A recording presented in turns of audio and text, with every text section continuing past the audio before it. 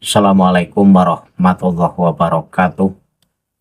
Apa kabar untuk seluruh penonton video saya dari Sabang sampai Merauke? Semoga selalu diberi keberkahan, dimudahkan segala urusannya, dilancarkan rizkinya, serta diberi hidayah oleh Allah Subhanahu wa Ta'ala untuk orang-orang yang belum mendapatkannya.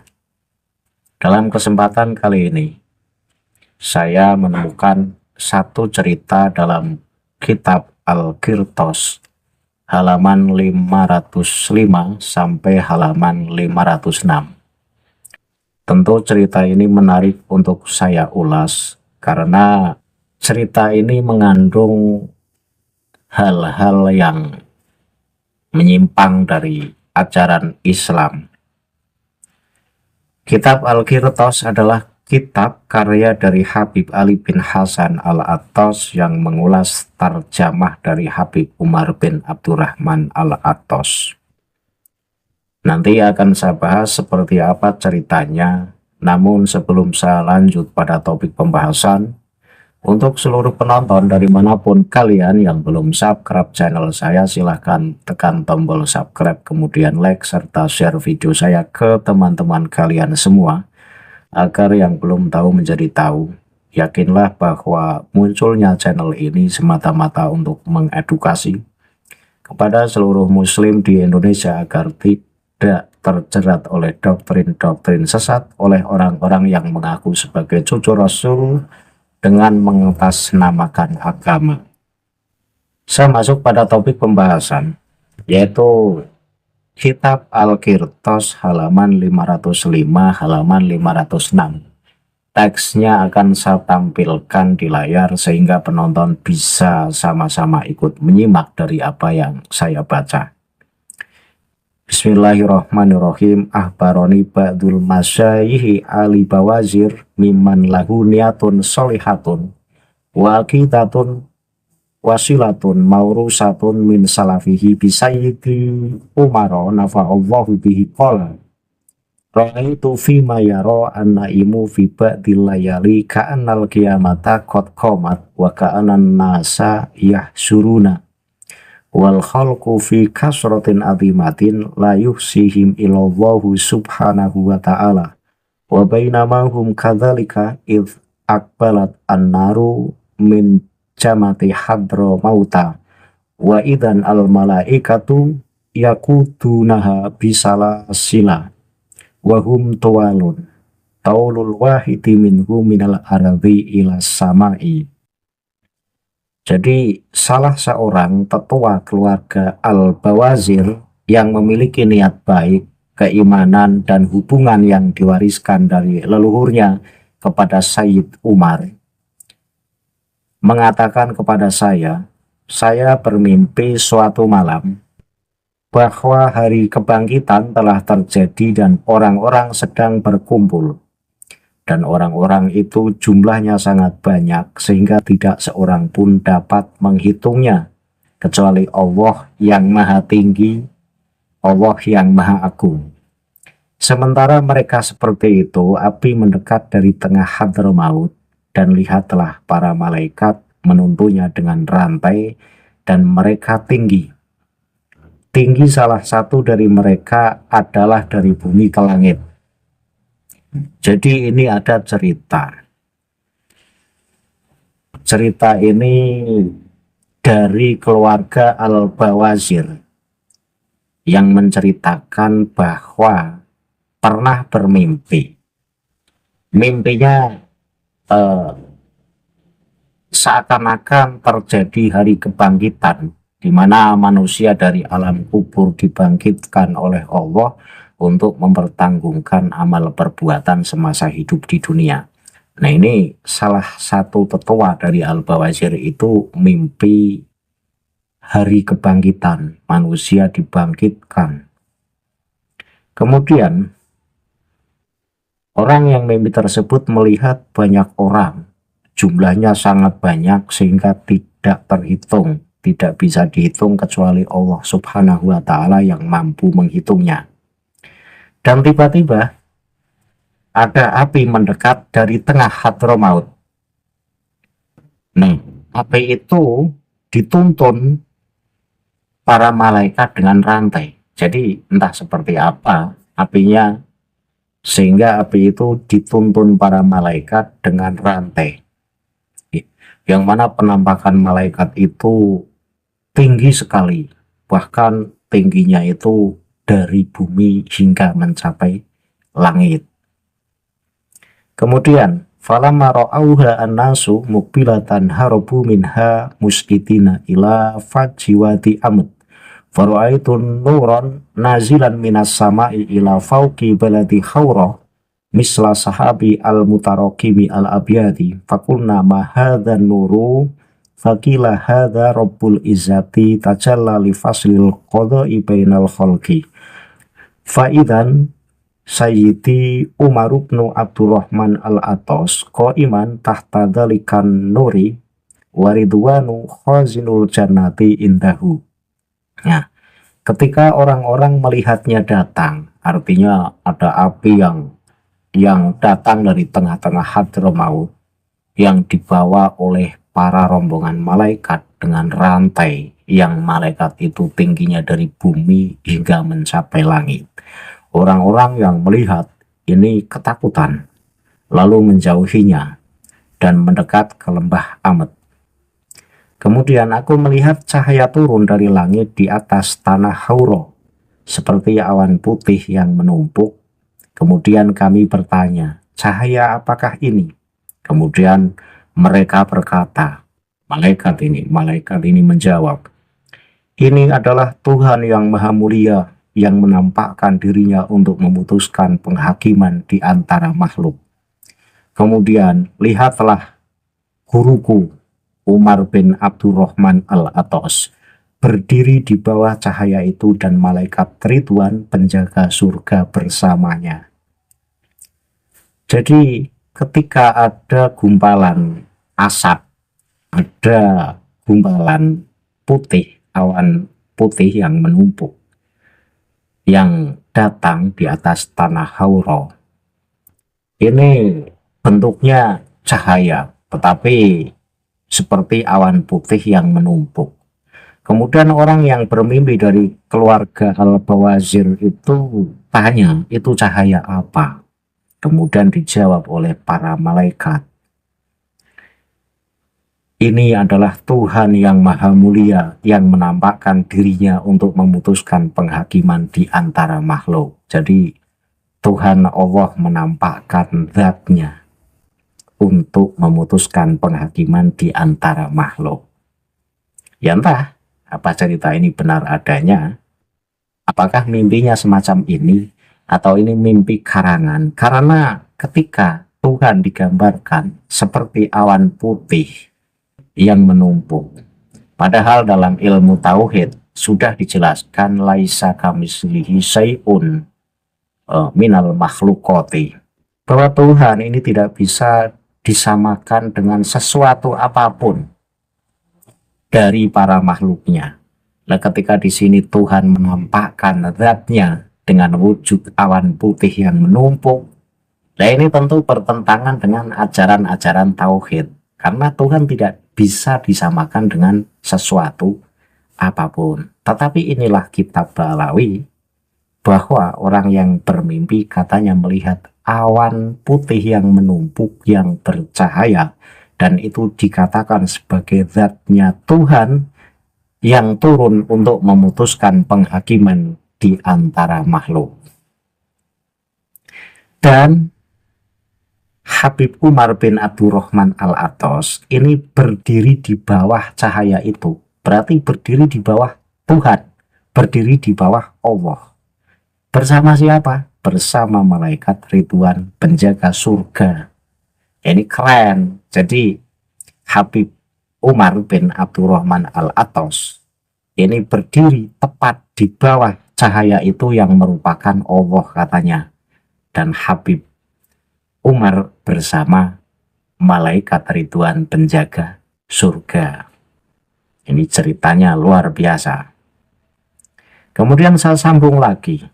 Suma'at bala malikun hazinun nari fi suratin mungkiratin syani'atin Sabihuha arrawi bisurati ba'dil mungtasibina ila khidmati daulati faqoma ma'a sayyidina Umar ridwanun khazinul janani summa inna sayyidana Umaro tasfa'ulin nasi inda rabbihim faqola ya rabbi hadhihi ummatu Muhammadin sallallahu alaihi wa alihi wasallam atuka yashhaduna alla ilaha illallah wa yuqimuna sholata wa yutuna zakata wa yasumuna ramadana wa yahjuna al-baita wa yatasaddaquna wa yusalluna al-arham wa ya'muruna bil ma'ruf wa yanhauna 'anil munkari wa yajtanibuna al-ma'asi khifatan wa.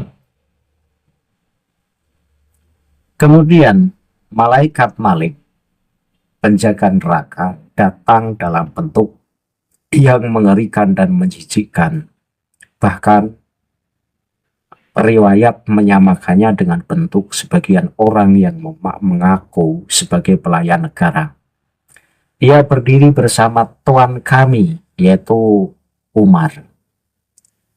Yang berdiri bersama Habib Umar siapa? Yaitu malaikat Ridwan, penjaga surga. Kemudian Habib Umar memberikan syafaat bagi manusia di hadapan Tuhan mereka dengan berkata, ya Tuhan, inilah umat Muhammad, semoga Allah memberkahi dia dan keluarganya serta memberi mereka kedamaian.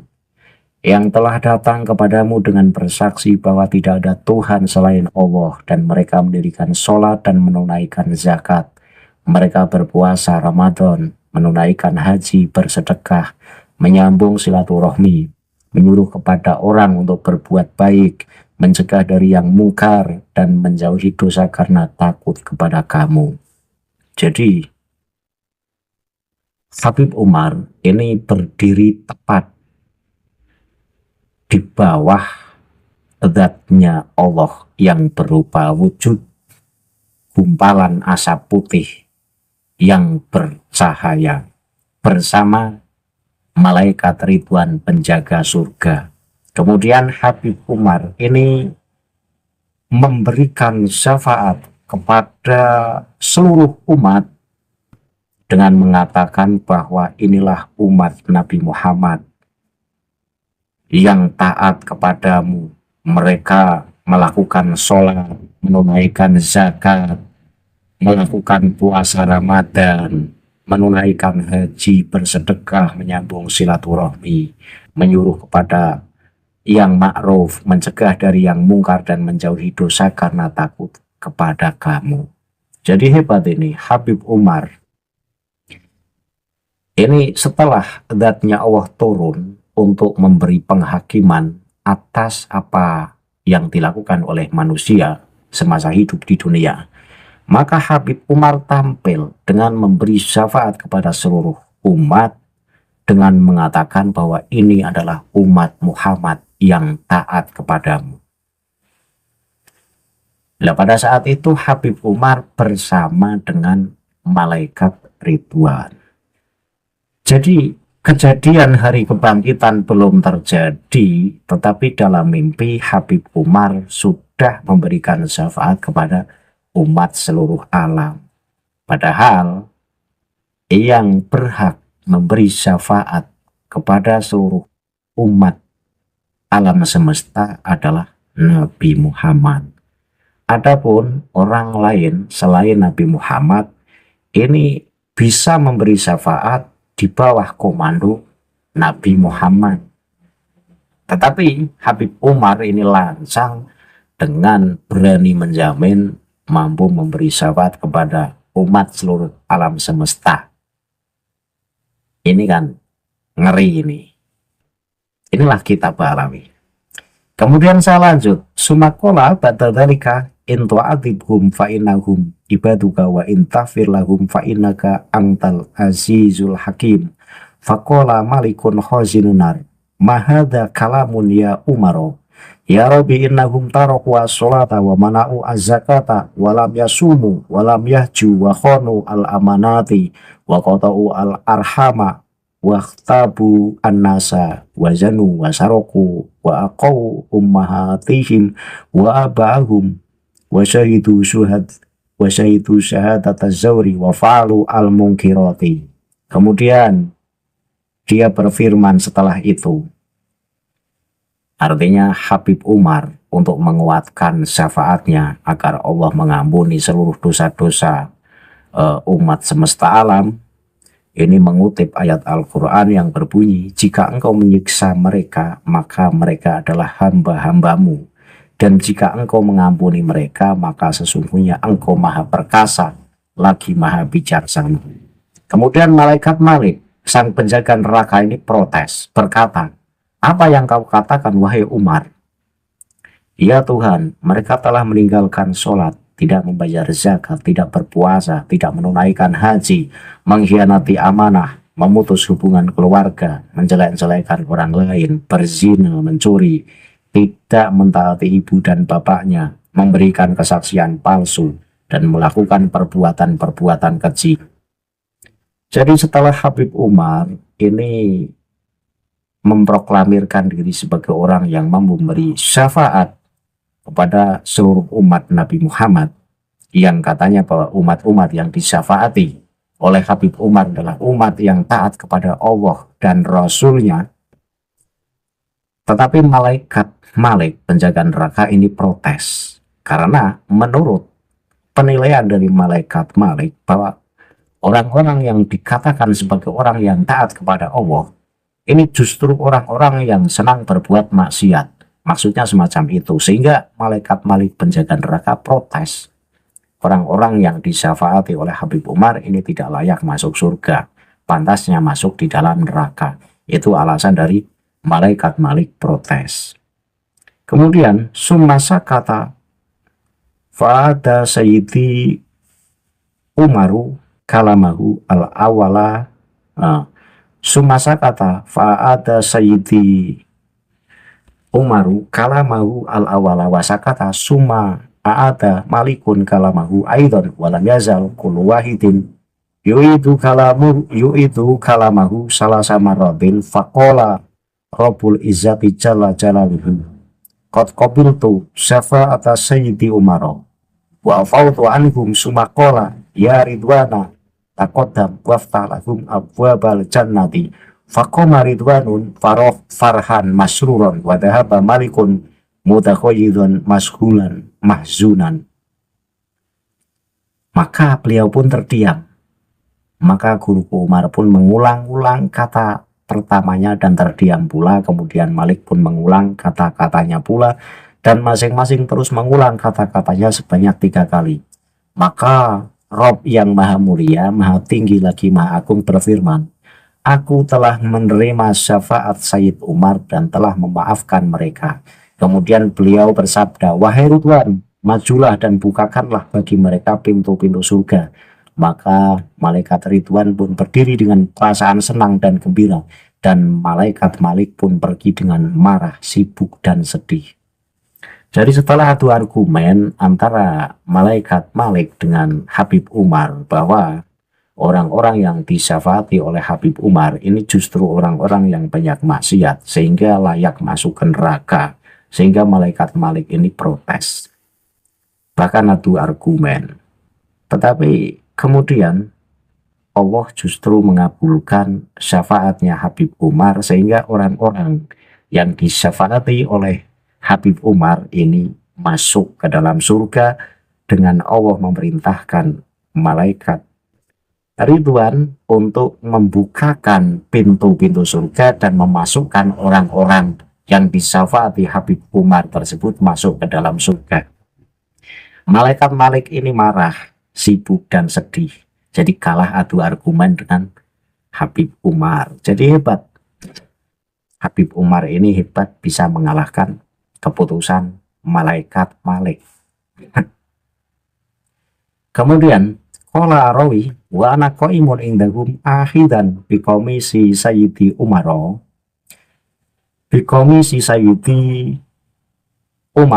wa bi minal fas'i mala ya'lamuhu ilallahu lama ra'aitu min syiddatil khawli asyadidi Fakultu li sayyidi Umar, ya sayyidi kalim ridwana fi dukhulil jannata, faqala idhab fa innaha qad kubilat as-syafa'atu fi jami'il ummati.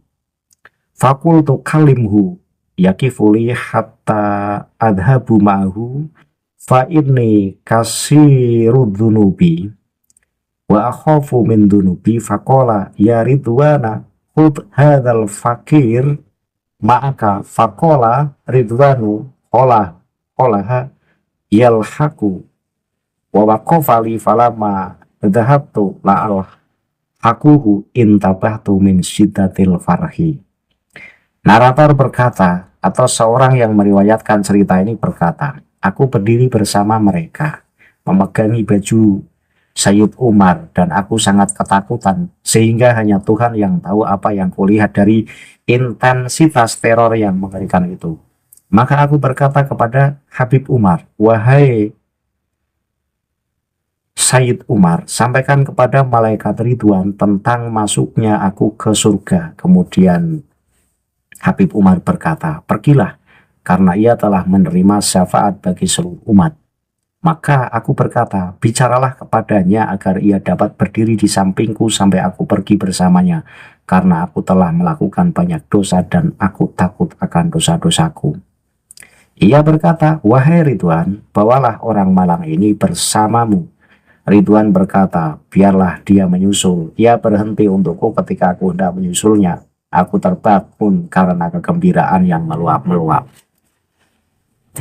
Cerita ini cerita yang luar biasa. Jadi Habib Umar, kesimpulannya Habib Umar. Jadi ada satu keluarga dari Al-Bawazir, ini mimpi. Mimpi bahwa seakan-akan terjadi hari kebangkitan, di mana seluruh umat manusia dibangunkan dari tidur panjangnya atau dari kuburnya untuk mempertanggungan amal perbuatannya. Dan kemudian Tuhan menampakkan diri dalam wujud gumpalan asap putih yang bercahaya, yang mana Habib Umar tepat berada di bawah dari zatnya Tuhan yang berupa asap putih yang bercahaya tersebut dengan bersama malaikat Ridwan. Kemudian Habib Umar memberi syafaat kepada seluruh umat Nabi Muhammad dengan mengatakan bahwa seluruh umat ini atau seluruh umat yang saya syafaati ini adalah orang-orang yang taat kepadamu wahai Allah. Tetapi malaikat Malik, penjaga neraka ini protes karena orang-orang yang disyafaati oleh Habib Umar ini menurut pandangan dari malaikat Malik adalah orang-orang yang berbuat maksiat. Antara Habib Umar dan malaikat Malik ini adu argumen, saling bantah. Tetapi yang dimenangkan yaitu Habib Umar. Allah menyetujui syafaat dari Habib Umar, dan Allah memasukkan orang-orang yang disyafaati Habib Umar masuk ke dalam surga dengan menyuruh malaikat Ridwan untuk membuka pintu-pintu surga dan menggiring orang-orang yang disyafaati Habib Umar untuk masuk ke dalam surga.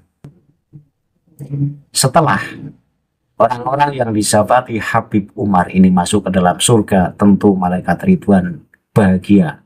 Sementara malaikat Malik ini marah, jengkel, karena penilaiannya tidak disetujui oleh Allah.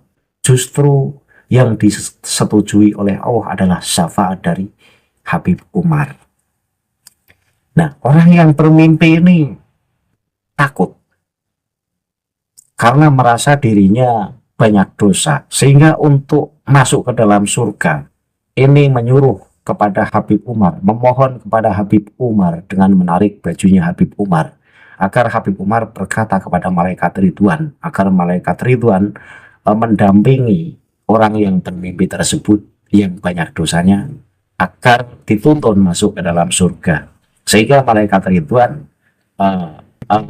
mendampingi orang tersebut masuk ke dalam surga. Lah setelah orang tersebut didampingi malaikat Ridwan kemudian masuk ke dalam surga, lah orang tersebut yang mimpi ini bangun dari mimpinya, bangun dari tidurnya dengan rasa bahagia yang meluap-luap. Nah, kesimpulan dari cerita ini hanya mimpi, entah mimpinya benar atau tidak. Saya yakin mimpi ini ya untuk mengglorifikasi, karena mimpinya terlalu mengada-ngada. Bahkan dalam teksnya, di situ Allah memanggil Habib Umar saja dengan kata as-sayyid. Ini bikin saya bingung. Ini cerita mimpi yang settingan. Allah memanggil hambanya dengan embel-embel Sayyid Umar. Wong Allah memanggil Nabi Muhammad saja, ya Muhammadu. Jadi dengan entengnya, ya Allah ini kan berhak sombong. Allah yang menciptakan seluruh makhluk. Allah memanggil Adam, yo, ya Adam. Tetapi untuk memanggil Habib Umar, ini Allah memanggil dengan sebutan Sayyid. Ini cerita mengada-ada. Allah sampai takzim kepada Habib Umar. Logikanya kan nggak ketemu. Allah yang menciptakan seluruh alam semesta, tetapi begitu memuliakan Habib Umar dengan panggilan Sayyid. Kemudian, penilaian malaikat Malik tentang orang-orang yang disyafaati oleh Habib Umar adalah orang-orang yang banyak dosanya. Sehingga malaikat Malik jengkel ketika Allah memutuskan menyetujui syafaatnya Habib Umar. Ini juga mengada-ada. Masa iya sih malaikat salah dalam menilai apakah orang tersebut salah atau benar? Malaikat ini kan ya wakilnya Allah lah. Ditugaskan dengan tugas yang berbeda-beda. Masa iya sih malaikat sampai keteledor? Kan nggak ketemu.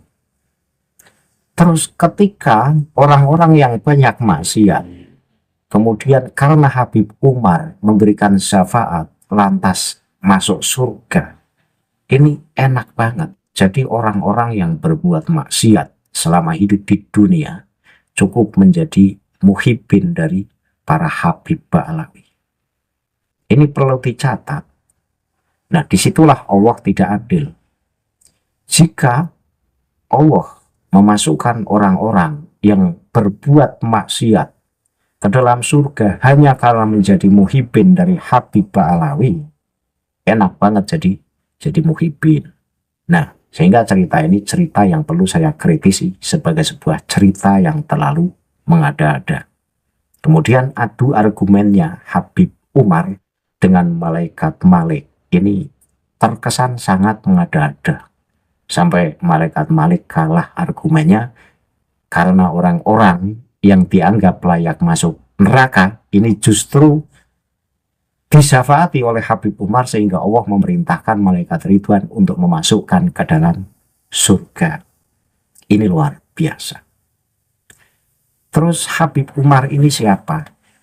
Seakan-akan kayak panitia surga. Dengan entengnya Allah turun dari atas ke bawah dalam wujud gumpalan asap yang bercahaya. Kemudian Habib Umar memintakan syafaat kepada seluruh umat. Dan Allah mengabulkan syafaat itu.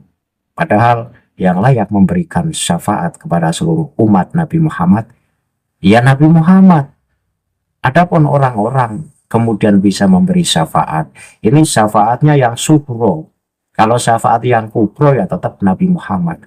Disinilah penyelewengan ajaran-ajaran Ba'alawi. Dengan seenaknya seakan-akan bahwa Habib-Habib Ba'alawi, syekh-syekh dari Habib Ba'alawi ini kapasitasnya melebihi Rasulullah Shallallahu Alaihi Wasallam.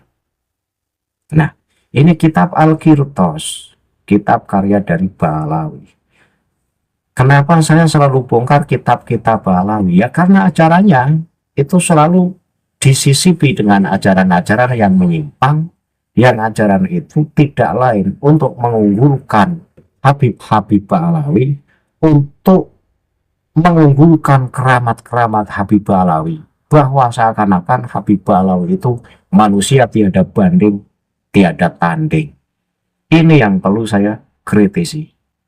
Ya wajar ketika sudah menjadi muhibbin untuk berpikiran waras dan cerdas ini susah karena sudah dicekoki doktrin-doktrin dari kitab-kitab Ba'alawi yang semacam ini. Seperti dalam video kemarin yang sudah saya bahas, bahwa Imam Syekh Amin As-Sa'di ini mengkritik keras tasawuf-tasawuf Ba'alawi yang seringkali menceritakan kejadian-kejadian di alam akhirat yang kejadian itu belum pernah terjadi. Bahkan mereka Habib-Habib Ba'alawi berani menjamin bahwa dirinya mampu memberi syafaat kepada seluruh umat, kepada seluruh muhibbinya. Padahal nanti seperti apa di hari kiamat ini hanya Allah yang tahu. Nah, ketika Habib-Habib dari Ba'alawi ini tahu kejadian yang akan datang, sampai urusan akhirat saja tahu secara detail, ini ajaran yang menyimpang. Jangan dianggap bahwa cerita semacam ini sebagai cerita yang luar biasa, keramat yang luar biasa. Ini pembodohan. Kitab-kitab Ba'alawi pembodohan.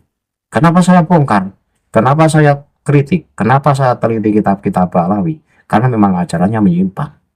Jika diterus-teruskan, ajaran-ajaran Ba'alawi berkembang di Indonesia, rusaklah generasi Muslim Indonesia. Selalu dicekoki doktrin-doktrin. Cukup menjadi muhibbin saja jaminan masuk surga, tanpa mau memperbaiki dirinya untuk berbuat baik dan meninggalkan larangan-larangan Allah.